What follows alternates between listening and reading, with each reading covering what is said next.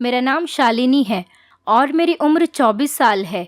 मुझे अपनी ज़िंदगी का सबसे ज़्यादा पछतावा तब हुआ था जब मैंने बिना कुछ जाने कुछ औरतों की ज़िंदगी बर्बाद कर दी। वो सब कुछ मेरी ही गलती की वजह से ही हुआ था और मैं उस दिन के लिए अपने आप को कभी भी माफ़ नहीं कर सकती, क्योंकि मेरी वजह से उन बेचारी औरतों के पास खाने तक को कुछ नहीं बचा था। उनका पूरा घर बर्बाद हो गया था और उनकी हर चीज़ लुट गई थी।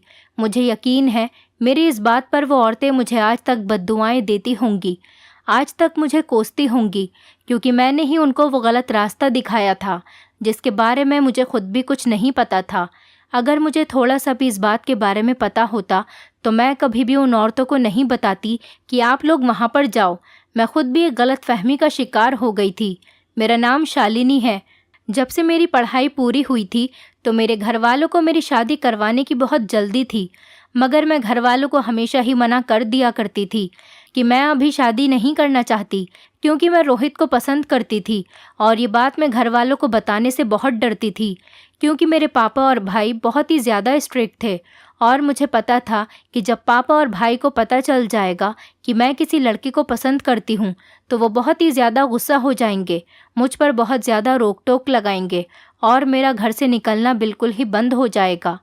रोहित से मेरी पहली मुलाकात मेरी फ्रेंड के घर पर हुई थी, क्योंकि रोहित मेरी दोस्त का ही भाई था।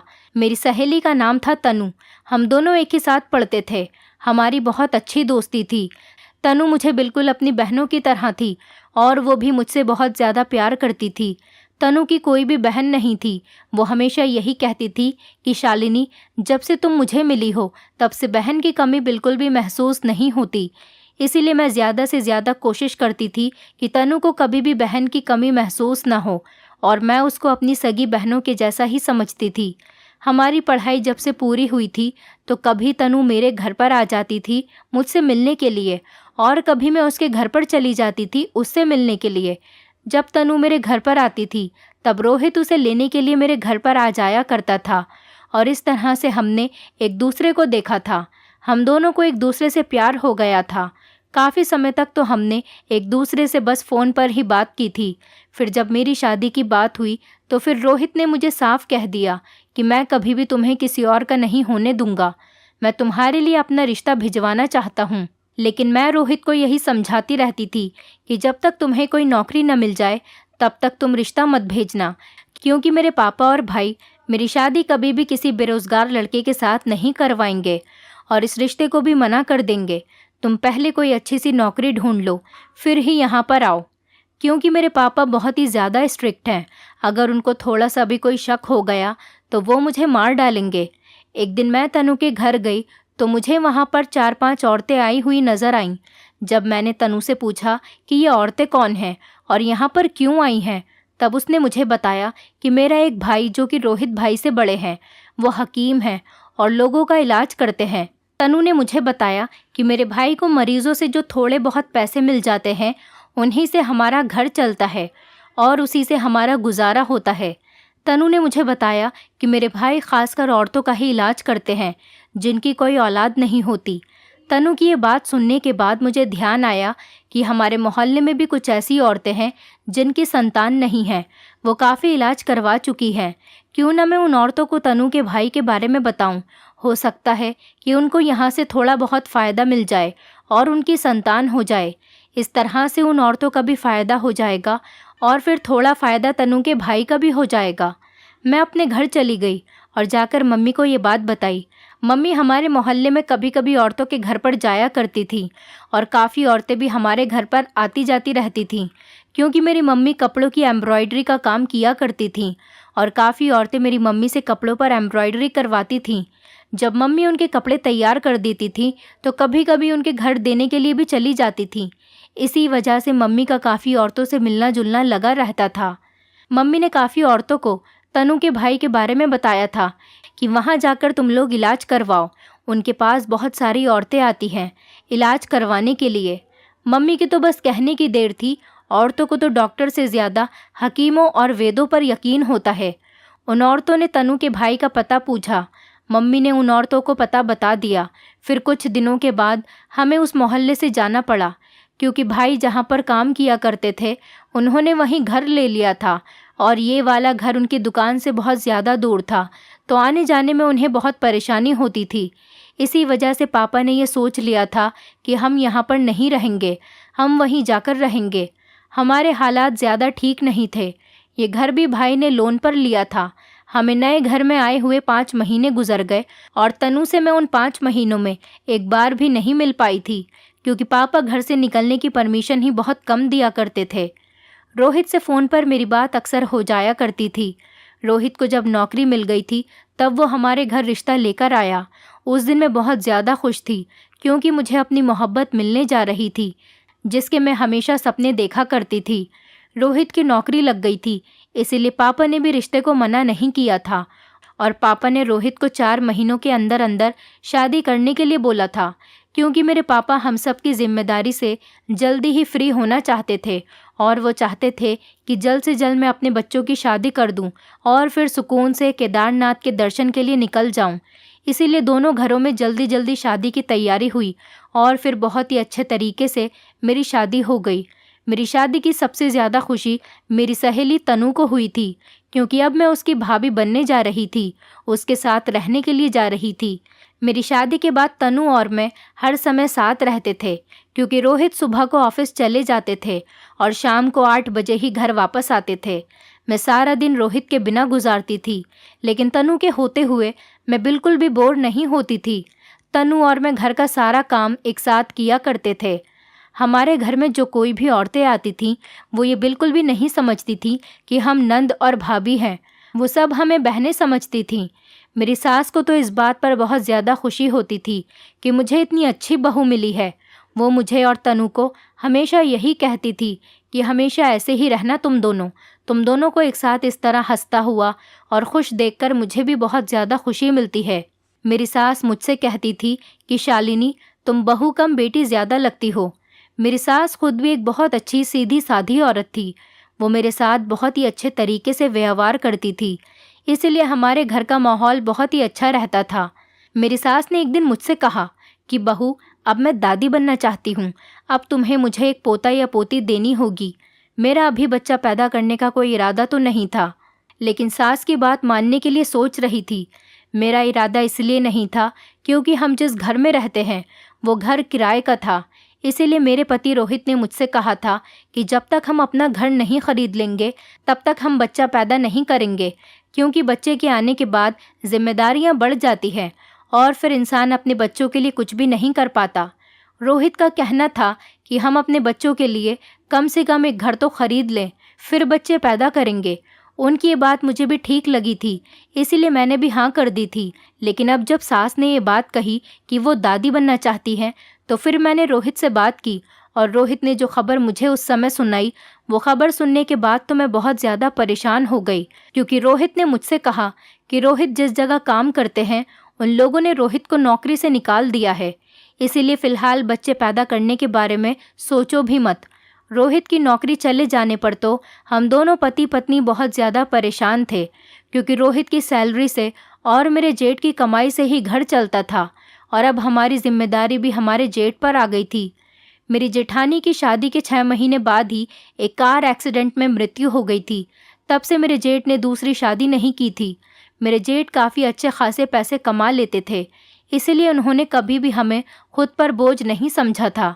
मेरे जेठ की पहले तो एक छोटी सी दुकान थी, लेकिन अब उन्होंने घर में ही एक छोटा सा अस्पताल बना लिया था, जहाँ पर वो औरतों का इलाज किया करते थे।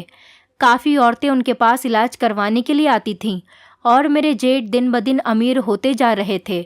मेरे जेठ की कमाई के पैसों से हमने अपना एक घर खरीद लिया था और मेरी सास ने तनु की शादी के लिए भी काफ़ी सारे जेवर भी बनवाए थे।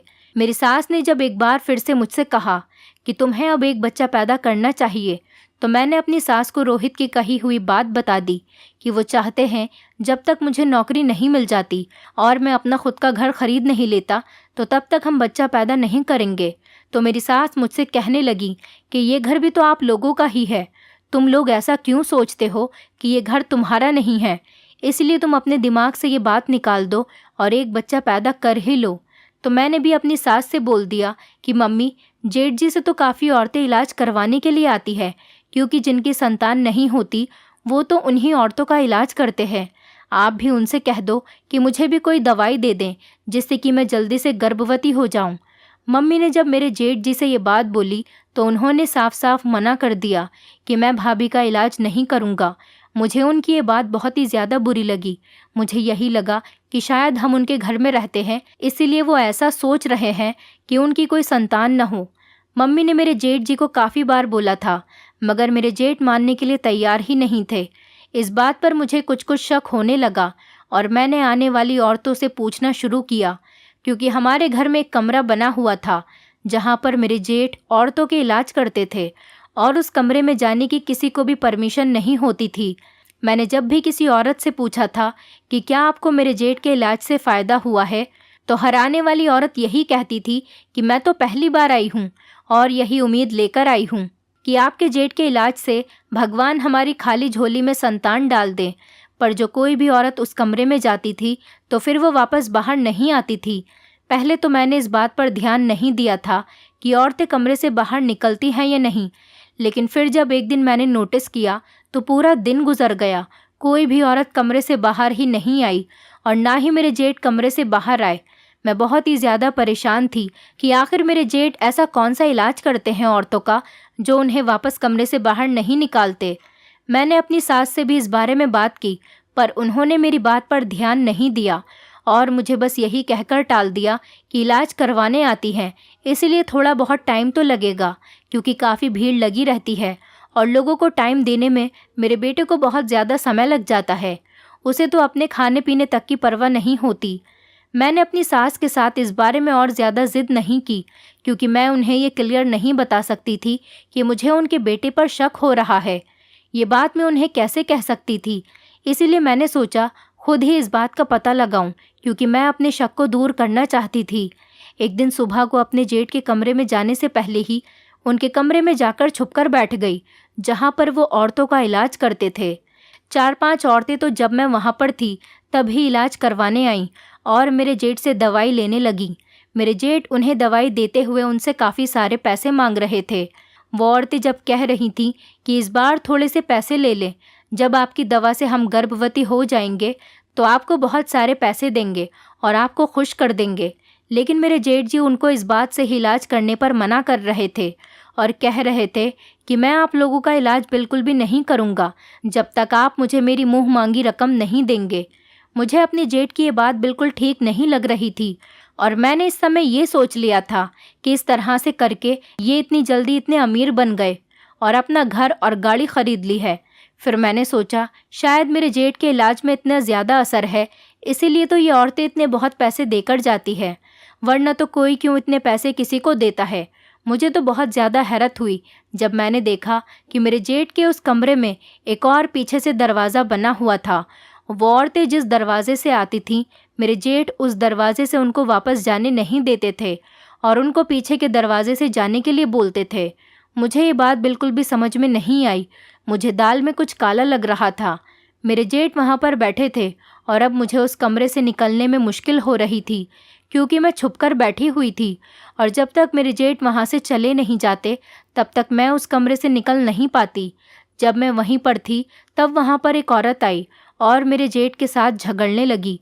वो मुझे जानी पहचानी लग रही थी। जब मैंने ध्यान दिया और सोचने लगी कि ये तो वही औरत है जिस औरत को मैंने अपनी शादी से पहले अपने जेठ का पता बताया था, जो वहाँ पर रहती थी जहाँ पर हम पहले रहा करते थे। वो औरत मेरे जेठ से कहने लगी कि तुमने जितने भी पैसे मांगे मैंने हर बार तुम्हें उतने पैसे दिए, मगर तुम्हारे इलाज से मुझे बिल्कुल भी फ़ायदा नहीं हुआ। मैंने तो अपना घर भी बेच दिया और अपना पैसा, अपने जेवर सब कुछ तुम्हें दे दिए। अब मेरे पास कुछ भी नहीं बचा। अब बताओ कि मुझे संतान कब होगी। मेरे जेठ तो उस औरत को डांटकर अपने कमरे से निकाल रहे थे। वो औरत मेरे जेठ को धमकियां दे रही थी कि मैं तुम्हारी सच्चाई सबको बता दूंगी, तुम्हें बदनाम कर दूंगी।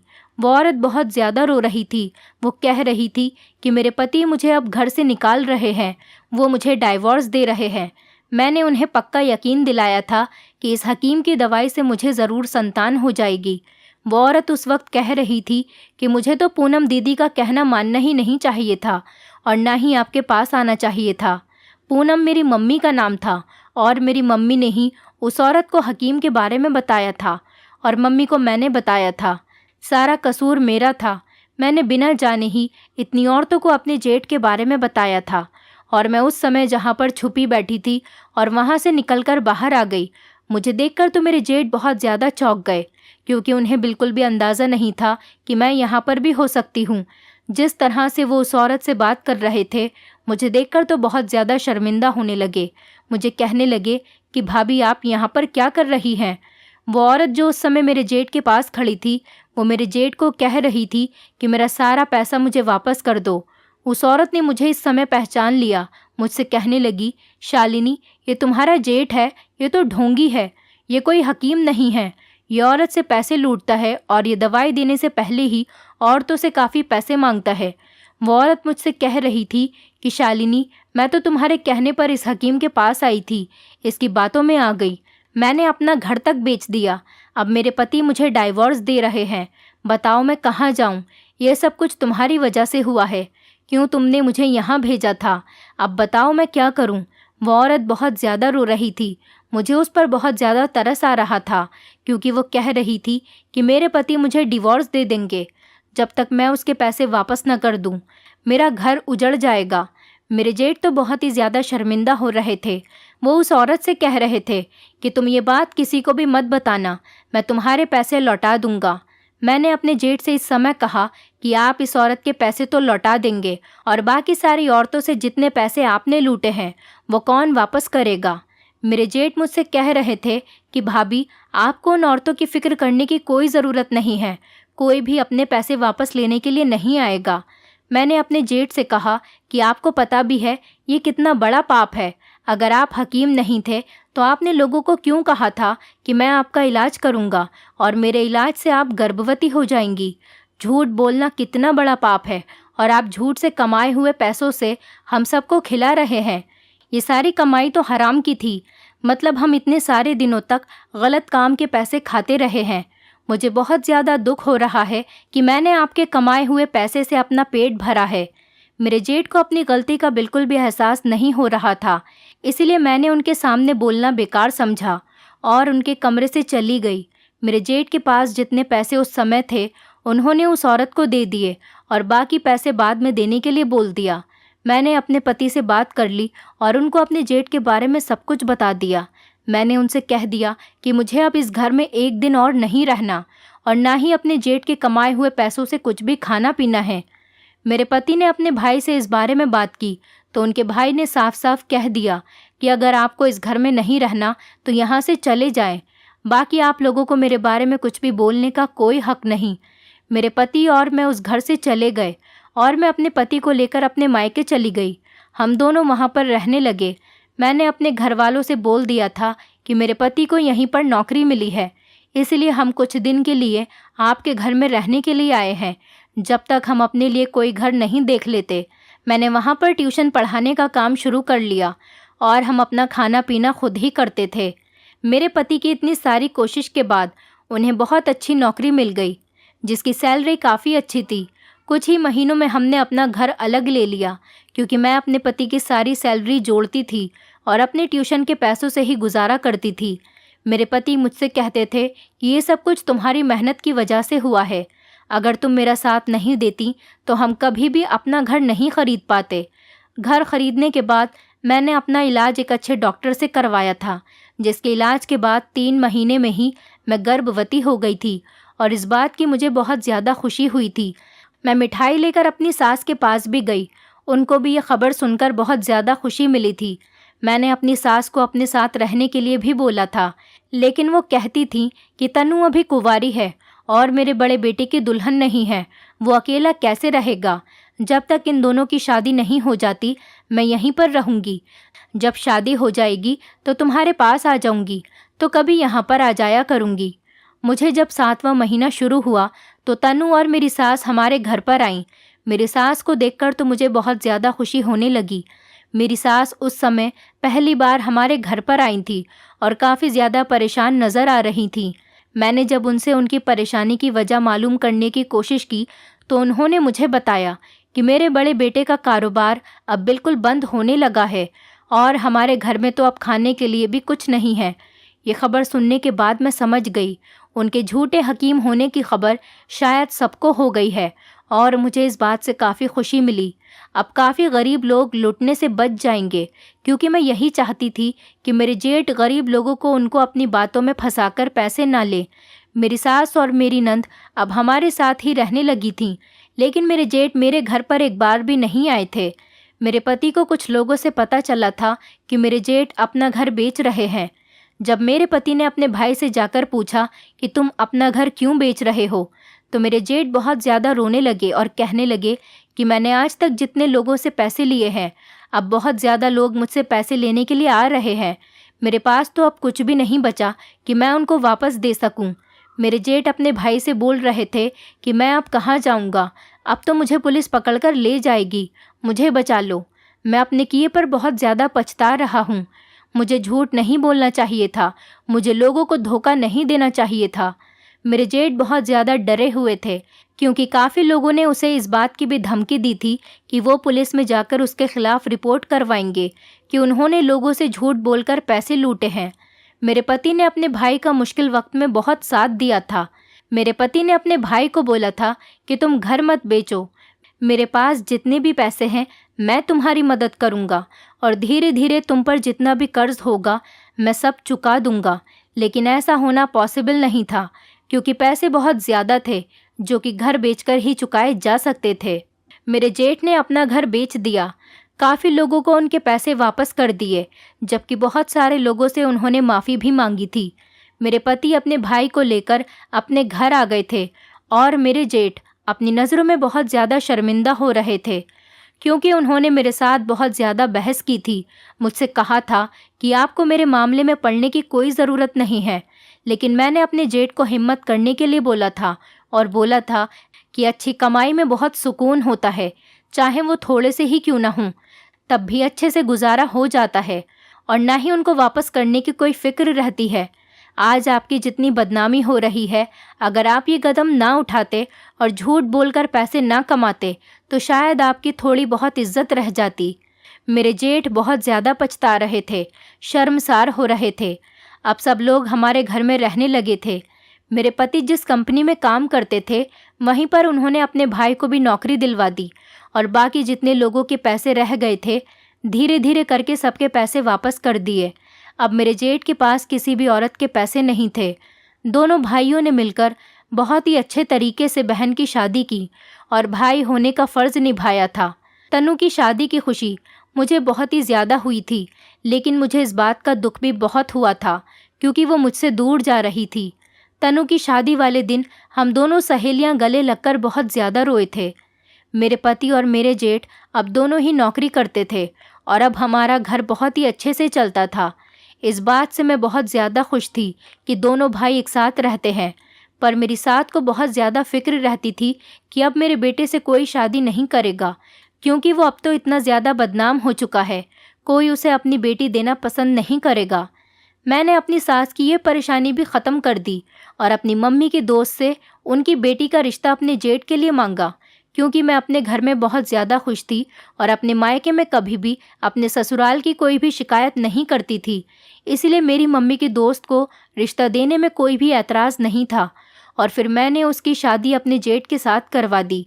अब हम दोनों देवरानी जेठानी साथ रहते थे और दिलो जान से अपनी सास की खिदमत करते थे। हमारी सास हमें बदले में बहुत दुआएं देती थी और हमसे कहती थी कि तुम दोनों मेरी बहुएं नहीं हो, मेरी बेटियां हो, और फिर हम बहुत ही अच्छी ज़िंदगी गुजारने लगे। दोस्तों, उम्मीद करती हूँ आपको हमारी कहानी पसंद आई होगी। कहानी पसंद आई है तो वीडियो को लाइक करें, चैनल पर नए हैं तो चैनल को सब्सक्राइब करें और हाँ, नोटिफिकेशन बेल को ज़रूर दबाएं ताकि अगली अपडेट सबसे पहले आपको मिले।